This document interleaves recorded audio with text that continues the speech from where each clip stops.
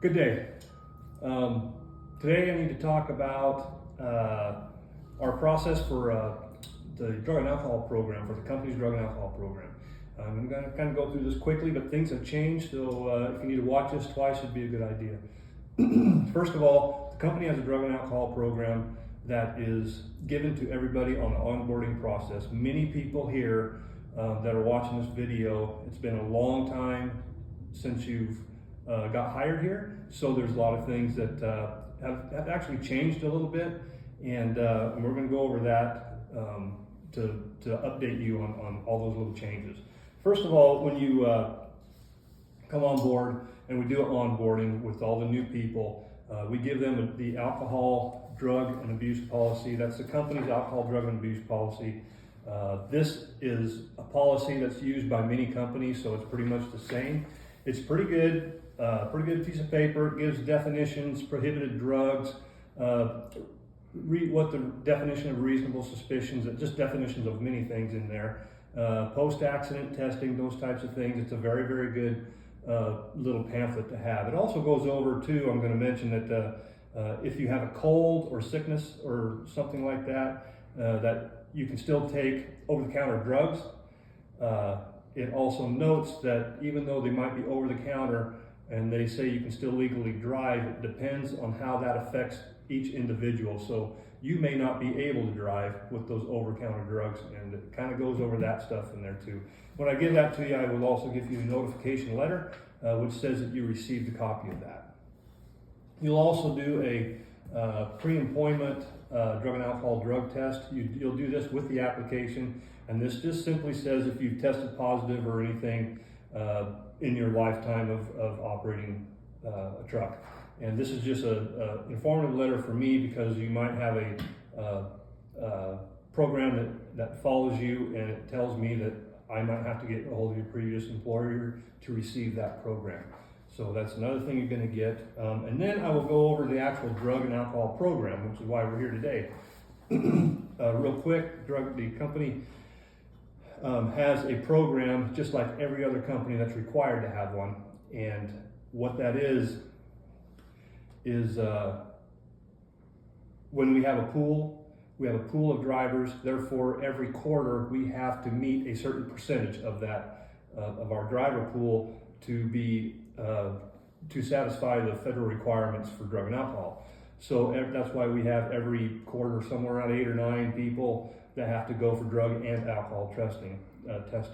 There'll be like 6, 7 people for drug, and then 2 of those will have to go for drug and alcohol.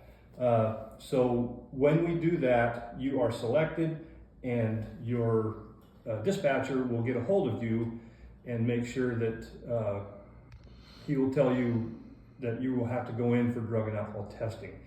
At that point, the most important thing here is when that dispatcher contacts you, you have to go that day. There is no waiting for tomorrow or anything else. You have to go that day. If you don't, that opens up a very, very large can of worms for a driver. So, which could make you ineligible to operate for probably a couple, 2, 3, 4 weeks until it gets somewhat straightened out. And then you're going to have a program to follow after that. Should that happen, if you go in and just do your regular drug and alcohol test, it's a random, you get it taken care of, and you continue to go. If they find a problem, if we find something, you've been on drugs or alcohol or whatever, you'll be sent to what's called a SAP. That is a substance abuse professional. He will counsel you to find out the extent of your problem with that substance, and then they will send you to a couple more counseling sessions. That's all on your dime, and then after that, you will be given a certain amount of time for a recovery process. And that could be anywhere from 3 months to 5 years, depending where you go. So that's all on you, and it's it's a very, very intense program, and something that you do not want to be on. So if you're doing anything like that, you might want to quit, because your career is going to take a big hit for it. The good news is if you get caught on something like that, your career's not over. You have to follow the program, and then you're good to go. So I know that was a lot, very, very fast, but that's the main thing I want to get across is when you get called up, by your dispatcher, you have to go when he tells you. There is no tomorrow, or I'll do it next Monday. You cannot do that. It has to be that day. Now, along with that, all these places that we go to, Astria Health, we can go to Worker Care in Sunnyside, we can go to Prosser, a couple places in Tri-Cities, and we got one place in Yakima. So anyway, several places we can go now. Astria Health, I wouldn't recommend that. Maybe in the morning. I would not go there in the afternoon. And I would say, I would try to get the dispatchers to get you going in the morning, because in the afternoons, you have to get there by 3 o'clock. 3 o'clock is the number. The reason why is when you go into those places, you have 3 hours to give a sample. If you can't do it when you get there, you have a 3-hour wait, a 3-hour window. Those people, that means if by 3 o'clock, that person at that site has to stay there until 6 o'clock. So that's why they're not taking anybody at 4 or 5 o'clock. That means if at 5 o'clock, then they would be there till 8 o'clock. So that's how that operates. So anyway, you got to get it there first thing in the morning if you can.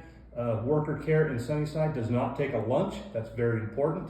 So that whole hour during lunch, somebody is there. Astria Health is not like that, neither is Prosser. Prosser will take a lunch. The good thing about Prosser, real quick, is it's on Chardonnay Drive. You got a nice big road that you can park your truck there and get out, walk across the street and take care of that. And that is the person that used to be at Astria Health. So that was a very good thing. This piece of paper right here that we will give you, or that we have, if we can't give it to you, we will try to send it email to the clinic that you're going to. So it's a good idea to know about where you're at and where you're going to go. This tells you at the bottom of this piece of paper everywhere where you can go. So if you're up here and you're in the yard, come see me and I can give you one of these pieces of paper so you will know where you can go if you ever get called up. So with that, that's a lot of stuff in a short period of time. With that, I just want to make sure that everybody understands the process for a random check, and that is your name's pulled out of the hat. And I don't do it. It's a place called Minert in Idaho. They take care of that. They send me the person who needs to go, and then we contact that person, and that's how your name becomes on the random. Again, 3 o'clock by any standard, almost any place at this point anymore, it's 3 o'clock is the latest you can go. You have to get there before 3 actually. First thing in the morning, they usually open at 8. So if you have any questions at all, please contact us, either myself, the dispatchers, or Jason, and we can get you on the road to making sure you don't get caught in something that you don't want to be caught in. Have any questions, contact us. Thank you very much.